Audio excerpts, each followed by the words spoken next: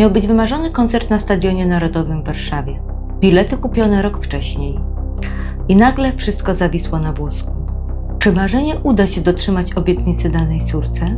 Cześć, ja nazywam się Marzena Pawłowska i tropię cyfrowe zbrodnie, bo za każdym złym interfejsem kryje się prawdziwy ludzki dramat. Zapraszam do naszej historii.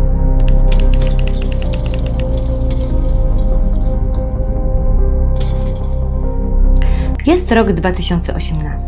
Marzena i jej córka miały przed sobą coś wyjątkowego. Pierwszy wspólny, wymarzony koncert Eda Sheerana w Warszawie. Bilet na to wydarzenie nie był zwyczajnym kawałkiem papieru. Rok wcześniej trzeba było o niego walczyć dosłownie jak o złoto.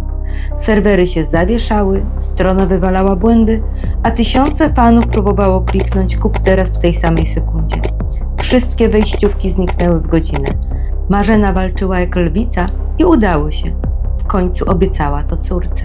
Bilet spoczął w szufladzie, hotel zarezerwowany, została tylko podróż. I tu zaczyna się historia. Koniec lipca 2018. Do koncertu jeszcze 2 tygodnie. Marzena postanawia kupić bilet na pociąg z wyprzedzeniem. Ale PKP ma dla niej nie lada wyzwanie. Formularz zakupowy zacina się, wyrzuca błędy, nie pozwala dobrać miejsc obok siebie. Każdy krok to walka. Na szczęście w końcu się udaje. Bilety wydrukowane, koniec problemów? Niezupełnie. 11 sierpnia 2018. Nadszedł ten długo wyczekiwany dzień. Marzena z córką szczęśliwe i pełne entuzjazmu jadą na koncert. Ponieważ pochodzą z niewielkiej miejscowości na Dolnym Śląsku, musiały najpierw dojechać do Wrocławia, żeby dobrać docelowy kurs na Warszawę. Dzięki tradycyjnym opóźnieniom pociągów do Intercity wpadają w ostatnim momencie. Przyciskają się do miejsc wskazanych na bilecie i zdziwione widzą, że są one już zajęte. Przepraszam, ale chyba siedzi pani na moim miejscu. Zwraca się Marzena do pasażerki. Nie,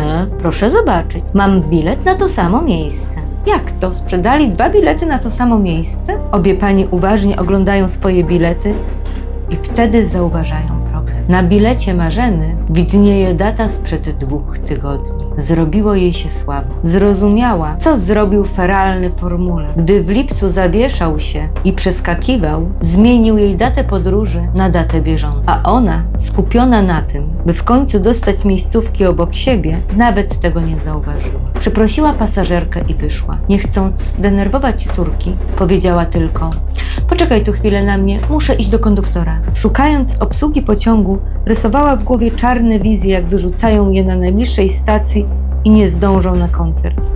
W końcu w tym pociągu obowiązuje całkowita rezerwacja miejsc. Pociąg jest mocno przeładowany. Szanse na to, że konduktor pozwoli im zostać, wydają się Marzenie nikłe. Konduktora znalazła na korytarzu. Proszę pana, zaczęła, starając się, by głos brzmiał rzeczowo, choć w środku kipiało napięcie. Kupiłam bilety przez stronę, ale formularz zawieszał się kilka razy i teraz okazuje się, że mam datę sprzed 2 tygodni. Nie wiem, co zrobić. Czy może pan jakoś pomóc? Sprzedać nowe bilety albo cokolwiek, żebyśmy dotarły do Warszawy? Opowiada zdenerwowana nieco chaotycznie. Konduktor spojrzał uważnie. Rozumiem, powiedział. Najpierw sprawdźmy jedno. Czy ten bilet został już użyty? Wyjął niewielkie urządzenie, które zastąpiło dawne dziurkacze. Ekran rozbłysnął bladym światłem i przez chwilę milczał, jakby sam zastanawiał się nad odpowiedzią. Konduktor wpatrywał się w dane z powagą godną detektywa analizującego trop. Chwila trwała podejrzanie długo. Pociąg szarpnął delikatnie, stukot kół przycichł, jakby i on wyczekiwał na werdykt. Nie był użyty. Oznajmił wreszcie. Pozwolę panią zostać. W miarę możliwości spróbujemy znaleźć wolne miejsca. I, rzecz jasna, proszę złożyć reklamację. Marzena poczuła, jak napięcie ustępuje jej z ramion. Najchętniej wyściskałaby tego człowieka ze wszystkich sił. Grzecznie podziękowała i z wdzięcznym uśmiechem wróciła do córki. Zostajemy! Krzyknęła, nie potrafiąc dłużej kryć radości i ulgi. Podróż potoczyła się już bez sensacji. W wagonach panował ten osobliwy nastrój wspólnoty. Wszyscy jechali w jednym kierunku, wszyscy dzielili to samo podniecenie na myśl o zbliżającym się koncercie. Podróż zakończyła się szczęśliwie. Warszawa przywitała je światłami i śpiewem tysięcy gardeł na Stadionie Narodowym. Obie przeżyły niesamowitą przygodę, która już na zawsze zostanie z nimi. No i najważniejsze, obietnica została dotrzymana.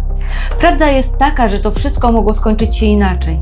Wystarczyłby konduktor służbista, którego interesowałyby tylko fakty, nieważny bilet i brak wolnych miejsc. Tym razem sprawcą okazał się formularz, który podstępnie przestawił datę podróży. Wyrok mógł być okrutny. Złamana obietnica, stracone wspomnienia, zawiedzione dziecko. Na szczęście w tej historii pojawił się pozytywny bohater.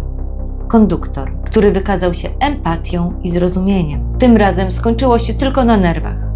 Jednak nie każda historia kończy się tak dobrze. Dlatego jeśli dotrwałeś do końca, daj łapkę w górę i podziel się swoją historią w komentarzu. Może wadliwa aplikacja tobie odebrała coś ważnego? A może uratował cię detal, którego nikt inny by nie zauważył? Najciekawsze i najbardziej mrożące krew w żyłach opowieści mogą stać się tematem kolejnych odcinków. Do usłyszenia!